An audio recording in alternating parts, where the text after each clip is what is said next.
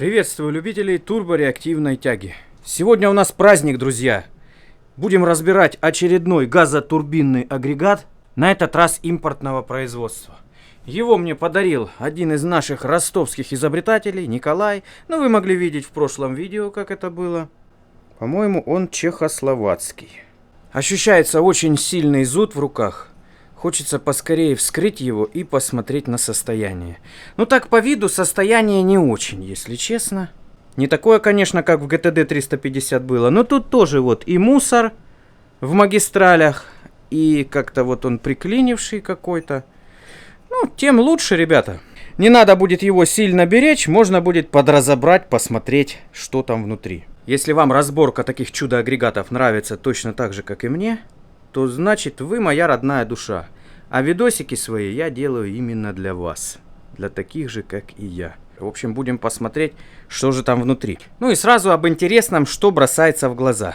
Видно, что здесь есть некая улитка и есть воздушный выход. То есть получается, что с него можно получать воздух. То есть использовать его в качестве компрессора, либо в качестве некоего наддува. Я вот тут уже по направлению крыльчатки просмотрел. Это не система запуска его, хотя могла бы быть теоретически система запуска. Например, если туда вдувать, раскручивать его и запускать. Но нет, он именно вот в эту сторону должен вращаться и выдувать воздух наружу. Это первое. Второе из интересного, на нем написано, что это генератор. То есть, по идее, здесь должна быть свободная турбина, которая вращает некий генератор. То есть, это ВСУ, с другой стороны, для запуска двигателей. Ну, хотя и воздух, и генератор, это все в основном для запуска используется. Далее, что из интересного, вот это вот такое чувство, что топливный насос. Внутри там мы видим шестерни, но то мы посмотрим повнимательнее еще попозже. И здесь же теоретически должен был стоять электромотор, который мог бы все вот это вот дело раскручивать. Да, непонятно, друзья, как это все будет происходить у меня, но для начала надо разобрать и посмотреть. Хотя вы знаете, мне вот тут недавно подписчики передали такую вот штуку через моих друзей. Слушайте, она тоже импортная, она похожа на какой-то стартер. Правда, здесь написано Швейцария, но что-то как-то вот оно, такое чувство, что могло бы вот сюда подходить. Не, по болтам не подходит. Ну, может быть, я пристрою, потому что она как раз-таки на 1,5 киловатта. Здесь 5000 оборотов. Ну, смотря как там шестеренки все это дело раскручивают, может быть, идет на увеличение. Может, там не редуктор, а наоборот, увеличивает обороты этого газотурбинного агрегата. В общем, так, давайте разбирать и смотреть. Здесь, кстати, все винтики уже отпущены. Видно, кто-то разбирал его. Ну, тем лучше, тем нам проще, меньше работы. Все чистить будем, все восстанавливать, как обычно. По-другому никак. Но зуд у меня страшенный. Вот даже сейчас говорю, надо какое-то вступление сказать, а хочется разбирать, друзья. Хочется разбирать и разбирать. Это мое любимое. О, а эти затянуты. Ну что ж, погнали. От слов к делу, так сказать, чтобы не портить стол, положил коврик специальный, который не даст нам его ушатать. Для начала откручу всякие ненужные пока что трубочки. Непонятные, для чего они нужны. Все будем в процессе смотреть и разбираться. Так, нет, все не так. Для начала надо навести кофе, сказать фразу «стартуем» и только лишь тогда начинать. О, вот теперь другое дело. Погнали! Давно так легко не разбиралась, друзья. Смотрите, раз. И погнал выкручивать. Кстати, винтики М4. Он по габаритам, ну, примерно такой же, как турбостартер ТС-21, который я ставил на Бэху. Но он более бочкообразный, у него алюминиевый корпус. Весит, как здесь написано, 28-30 килограмм. Но это, видимо, газотурбинная часть. Вот это, которую мы разбираем. Самое главное. И еще из интересного я вам потом покажу. Такое чувство, что здесь турбина именно для создания реактивной тяги. По идее, с нее можно сделать хороший реактивный двигатель. Постараюсь, естественно, не снимать эти крыльчатки, чтобы не нарушить балансировку. Это самое главное. Ну, а так надо максимально проревизировать, просмотреть все агрегаты, прочистить, промыть, продуть, посмотреть состояние. Это строго обязательно. Сейчас, по идее, нашему взору откроется куча форсунок. Они могут быть забитые. Все это надо проверять и смотреть. Руки чешутся неимоверно. Адский зуд. Не могу ни спать, ни есть, ни пить кофе. Только разбирать. Ну и заодно вам показать. Вам же тоже интересно, я думаю. Все не затянуто. Все разбиралось.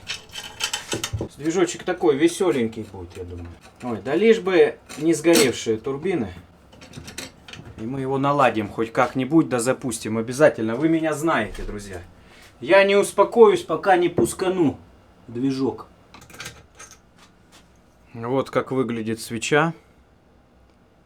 Благо она есть, это очень хорошо. Я думаю, к ней можно подпитать китайские модули, если что. Обычно так срабатывало. Болтики редукторного узла тоже не шибко сильно затянуты. И без контровочки. Здесь все очень миниатюрно сделано. Более уже, так сказать, ближе к авиамодельному, чем к настоящему, чем к тому, как делают у нас. У нас, конечно, жестко довольно-таки, друзья. Болты были бы явно не четверочка у нас. Минимум пятерка на таком размере, а то и шестерка. У нас все крупнее, все более мощное. В идеале, конечно, классно было бы реактивный движок. Килограмм на 50 тяги. Легкий, надежный, чтобы масло качало, чтобы все работало. Тогда точно можно на его базе какой-нибудь самолетик построить, даже вот для того, чтобы самому летать. Но пока таких движков что-то вот особо не попадалось. Оп! О! Снялось целиком, получается. Все это дело. Надо же. То там большая шестеренка там внутри. Здесь вроде бы как все нормас. Сейчас мы разберем, конечно, дальше. Но важно посмотреть, как здесь крутится. Вот как-то не очень пока что. Пока что как-то так. Вот, видите, мусор присутствует здесь. Жили какие-то насекомые, похоже. Вот так. Ну ничего. А, вот, кстати, тут тоже разбиралось. Все подвергалось разборочке. Ну, подшипнички вот это нередкие. Может быть, просто подшипничек вот этот заржавел, поэтому так плохо крутится. Смотрим дальше. Надо перевернуть. Теперь это возможно. Вот она, турбина. Похоже на реактивную. Если так, это очень хорошо. Наконец-то, может быть, у нас будет движок, который способен именно тягу вырабатывать. Друзья, поставьте лайк. Если у вас тоже руки чешутся, имея что-то интересное в гараже или дома, что можно разобрать, посмотреть, что вы никогда не видели, как выглядит внутри. Ставьте лайк и посмотрим, сколько нас таких. Мне кажется, мой канал это сборище именно таких ребят. Хотя посмотрим. Плотно сидит, однако. Очень плотно. Так, все прослабил. Можно снимать. Оп. Ого. Вот так, ребята. Новые технологии на канале. Здесь у нас что-то потрясающее. Какие-то трубочки. Может, вот это форсунки? Прям трубочки по кругу идут. Непонятные. Маленькая турбинка очень. Оп, оп, оп, оп, оп. И мы ее сейчас расшевелим. Ну да, вот видите, она немножко в закушенном таком состоянии. Турбинка точно для создания реактивной тяги. Вот прям точно-точно. Такой у нее вид интересный. Здесь, я надеюсь, ничего не разбиралось. Или тоже разбиралось все. Да уж, не ожидал я, честно говоря, что будет такая конструкция. Но тем интереснее. Сейчас посмотрим более детально. Не зря так сильно хотелось разобрать. Ожидания, в общем-то, оправдались. Это стекатель. Внутри он пустотелый, естественно. Вот там видно тик-сварочка. Здесь, чтобы убрать напряжение от теплового расширения, стоечки сделаны зигзагами. Вот эта штука может греться сколь угодно сильно. Это может быть холодное. Оно будет компенсироваться как пружинка. Вот. А как снимается, собственно, камера сгорания? Это пока вопрос. Ну, маленький он, друзья. Вот что не говори, он маленький. А, понял. Наверное, надо открутить вот эти болтики. И мы снимем камеру сгорания. Болтики длинные. Похоже, что из жаропрочки. О! Вообще, даже спрессовывать ничего не надо. Вот что мы видим. Здесь у нас форсуночки, как я и думал. Их все можно проинспектировать, посмотреть на состояние, как работают. Я думаю, они разбираются. Все законтрено. Никто их не разбирал, по всей видимости. И их здесь целых 8 штук. Это довольно-таки много. Хороший распыл топлива, по всей видимости, нас ожидает. Здесь у нас так, а я не запомнил, как она стояла. Хотя тут, в общем-то, это не важно, потому что есть отверстие под свечу, и по-другому ее не поставишь. Вот она какая. Жаровая труба. Вот эти отверстия очень большие. Через такие большие отверстия подмешивается свежий воздух уже фактически после полного сгорания смеси, которая сгорает вот где-то в этой зоне. Сейчас мы еще сравним габариты, когда я доберусь до крыльчаток. Жалко только, что нет самого электростартера. Из этого девайса сложно запускать такие механизмы. Придется что-то колхозить, опять же, свое. Так, хорошие новости. Я вот здесь смазал этот подшипник, и все, смотрите, как пошло. То есть, возможно, там все прекрасно. Возможно, основные подшипники очень даже хорошо сидят, и у нас проблем с этим не будет. Потому что разбирать мне бы не хотелось. Сами знаете почему. Ибо балансировки придет кирдык, как обычно. А этот движочек маленький, и он очень чувствителен к балансировке. У него с такими крыльчатками как минимум 50 тысяч оборотов. Ну, то мы точно узнаем, когда найдем литературу. Сейчас подорвем. Я ее уже пометил, естественно, чтобы потом поставить обратно. Ой, как хорошо крутится. Оп. Снялось. Да уж. Конструкция весьма и весьма приличная. Ой, подшипник вообще. Мрак. Ой. Какое здесь все маленькое все-таки. Я удивляюсь каждый раз. Смотрите, какой маленький вал со шлицами. Резюме какое, друзья. Я просто счастлив на самом деле. Смотрите. Тишина какая. Подшипники в хорошем состоянии, между прочим. Я вам так скажу. Здесь все вот это вот все листья и все, что есть. Весь мусор он вылетит, выскочит. Он уже наполовину выскочил. Это все можно продуть. Но то, что вращается вот эта часть отлично, это большой плюс. Главное, чтобы не забиты были масляные форсунки.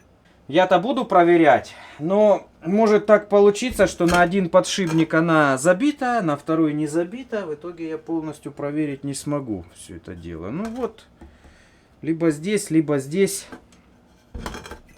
Все это дело связано с маслом. Вот компрессор от турбостартера. Ну, по диаметру он такой же. Вот если смотреть. Здесь чуть меньше лопаток, но это не столь важно. Разница в турбинах какая. Тут уже существенней. Видите? Это значительно большего диаметра, чем это. Вот так-то. Я бы, конечно, очень сильно хотел разобрать вот это дело, этот узел, но нельзя. Вон следы балансировки. Я это все нарушу, и тогда можно его обратно не собирать. Оно уже так, как надо, работать не будет. Здесь вот видно какие-то следы есть. Вот. Но это какое-то видно напыление для контроля оборотов. Такое чувство. Ну, по-любому здесь где-то оно балансировалось. А, вот, нашел. Вот. Вот здесь вот видно выбран металл. В чем довольно-таки существенно. Турбинка цельная, цельнолитая, без всяких лопаток вставленных. То есть, ну, это уже получается более современный девайс. А вот внутри все-таки непонятно, что там за штыречки торчат. Странно очень, очень странно. Ну что ж, давайте посмотрим еще один узел. Уже для полной картины. После чего сделаем кое-какое резюме по двигателю. Видите, сколько насыпалось ништяков. Главное не согнуть вал, а аккуратненько разделить.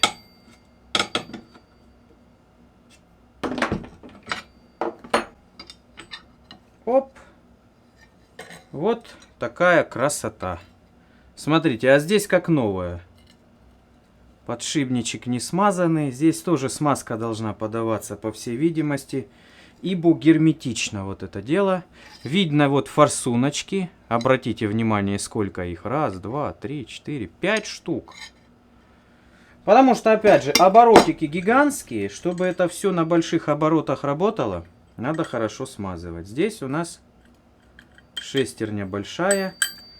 Понижающий редуктор идет на насос. Ну, а здесь, видимо, еще вот такая шестеренка. Вот так вот это все делалось. Здесь вот как будто бы на валу, если есть шестерня представить. 2 этих шестерни и сразу 2 шестернями передает на вот эту. Вот.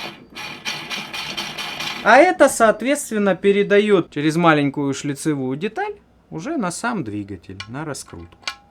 Вот она там внутри живет. Есть, кстати, лабиринтное уплотнение. Вот там насечка такая.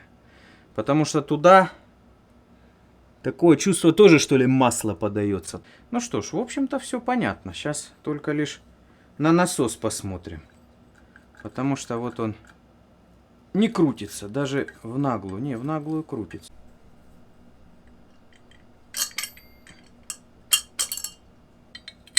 О, да тут сама шестерня плохо крутится.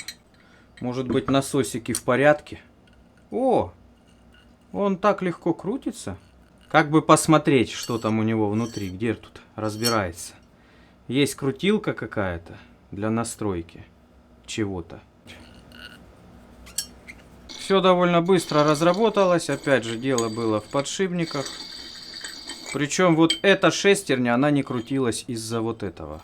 Здесь я чуть капнул ВДшечки и все пошло. Ну что ж, каково же резюме? Все мыть, чистить, покупать новые подшипники, думать, что делать с маслом, искать литературу и потихонечку собирать, обратно пробовать.